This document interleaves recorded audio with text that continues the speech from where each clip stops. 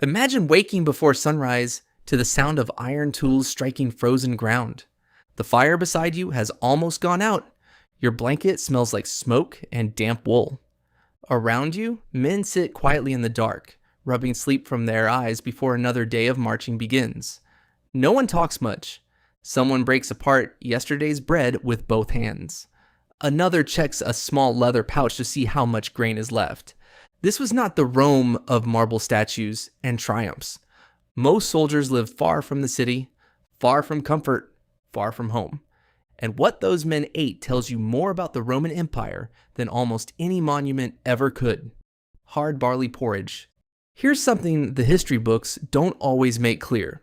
Barley was not the standard ration, wheat was. A Roman soldier often received close to a kilogram of wheat grain per day, and part of its cost could be deducted from his pay. The army called it frumentum, and the logistics behind moving it across the empire were extraordinary. Barley carried a stigma in the Roman army and was sometimes issued as a punishment ration.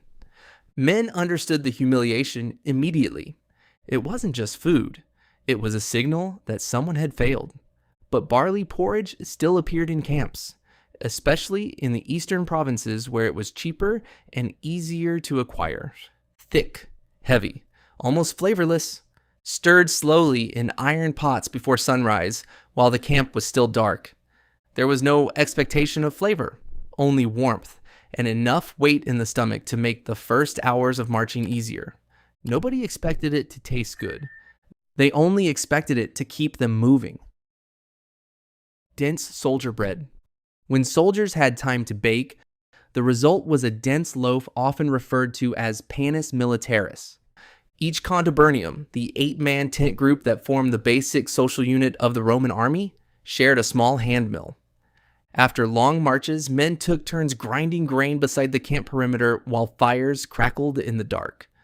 The bread was nothing like the soft white loaves sold in Roman cities. It was coarse, heavy, and built to survive travel. Wrapped in cloth and shoved deep into a pack, it could last for days without completely falling apart. Veterans knew not to eat too much too quickly. A full stomach marched badly. On long marches through hills or mud, men learned quickly that food was not just about hunger. It was about endurance. Salted pork, preserved pork, usually as lardum, was one of the most practical foods a Roman army could carry. Hard fatback, salted heavily, and sometimes smoked. Dense with calories, difficult to spoil. It was not refined food, not the kind served at wealthy Roman tables. It was functional above all else, designed to survive travel, rain, and rough handling inside military packs. Along the Rhine and Danube frontier, pork became even more common. Local supply networks shaped what men ate more than Rome itself sometimes did. The farther a legion marched from Italy, the more the empire started tasting like the landscape around it. Sour wine mixed with water. The drink had a name, Posca. It was not pleasant wine. Usually it was sour, diluted, and acidic enough to sting the mouth slightly after a long day of marching. But men drank it constantly. Mixed with water, it covered the taste of questionable sources and lasted longer than proper wine ever could. It also gave soldiers something acidic in a diet that was otherwise dry, grain-heavy, and repetitive. Officers drank better wine, sometimes shipped north from Italy or Gaul. Ordinary soldiers carried Posca in worn leather flasks darkened by sweat, smoke, and years of use. That distinction alone explained a great deal about life inside the Roman army. Cheese hardened by travel. Hard cheese traveled well, which made it valuable on campaign. Roman cheesemaking produced dense wheels capable of surviving weeks inside a pack without completely spoiling. By the time soldiers cut into them, the cheese was usually dry, sharp, and beginning to crumble apart. And still, men ate it gratefully. Men traded constantly. Cheese for oil, better grain for sharper tools. A favor now for a favor later. Around Roman camps, food became its own quiet currency. Veterans with better access to supplies often used food the same way other men used money. Lentil stew. When the army stopped long enough to build a proper camp, cooking pots appeared over the fires. Lentils were common, cheap, filling, easy to transport. Usually boiled with dried herbs, onions, or whatever vegetables remained in the supply wagons. The stew was rarely thick, mostly broth and softened pulses drifting through cloudy water. But after sleeping on cold ground beneath damp wool blankets, warmth mattered more than flavor ever could. Men sat shoulder to shoulder around the fires while steam drifted into the night air. Ranks softened slightly in those moments. Cooking became shared work, repeated so many times that most soldiers could perform it almost without speaking. For a little while, the marching stopped. Olives and fish sauce. Garum, the fermented fish sauce used across the Roman world, smelled strong enough to announce itself before the container was even opened. Most ordinary soldiers received lower quality versions, dark, salty, pungent, and still, men valued it. A little poured over dry bread changed the entire meal. Salt mattered on campaign. Long marches drained it from the body through sweat and exhaustion, especially during summer movement under armor and equipment. When salt ran low, cramps and weakness followed. Garum solved several problems at once: flavor, preservation, and salt in a single ration. Olives served a similar purpose. Fat, salt, and calories packed into something that traveled surprisingly well. In Germania, they sometimes arrived from hundreds of miles away inside sealed amphorae. That alone made them worth noticing. Dried figs. Sweetness was rare. Most days, there was none at all. Sugar did not exist in the Roman world in any practical sense, and honey was expensive and difficult to transport across military routes. So some soldiers kept dried figs hidden deep inside their packs. Not for hunger, for bad days.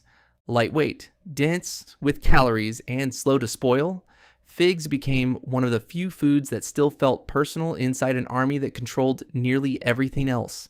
A small handful saved after a miserable march could feel strangely important. Smoked sausage. In the colder northern provinces, preserved sausages and cured meats appeared more often than they did farther south. Roman armies adapted quickly to local food traditions, especially near the frontiers. What could be sourced locally was incorporated fast. Grease on cold fingers, smoke trapped in wet wool, men cutting sausage beside shields drying near the fire, rain somewhere beyond the trees, nobody speaking much. In moments like that, the Roman army stopped feeling like an empire and started feeling like a collection of tired men sitting beside fires in a country most of them had never imagined before arriving there. Wild herbs and foraged greens.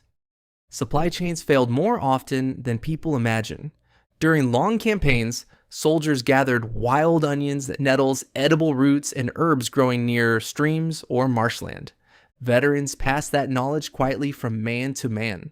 Sometimes the countryside itself became part of dinner. In unfamiliar regions like Britain or along the Danube frontier, knowing what could safely be eaten mattered more than rank. A soldier who understood the land could become more valuable to a marching column than someone carrying polished armor or expensive equipment. Hardtack and old grain. Toward the end of long campaigns, bread sometimes hardened into something close to bucellatum, the Roman equivalent of hardtack. Men soaked it in water or pasca just to make it chewable again. It was not really a meal anymore, more like maintenance. Sometimes the grain smelled rotten before the sack was even opened. Wet marches and damp storage ruined supplies constantly. Men picked out the worst parts with their fingers and swallowed the rest anyway. Nobody expected the food to improve anymore. Marching hungry was worse. And much of the Roman army operated on exactly that kind of stubbornness. Not glory, not speeches, just the simple understanding that there was still another march waiting in the morning. By winter, some bread had to be broken against stones before it could be softened in water. Whatever could be found, and during the worst stretches of difficult campaigns, discipline around food began to loosen. Men boiled bones for broth, scraped grain from abandoned farmhouses, ate animals they normally would have ignored. By then, Rome felt very far away. Not the speeches, not the glory, not the marble statues waiting hundreds of miles away. What mattered was the fire staying lit a little longer, something warm in the stomach, dry socks by morning, and enough strength left to stand up when the horn sounded again at dawn.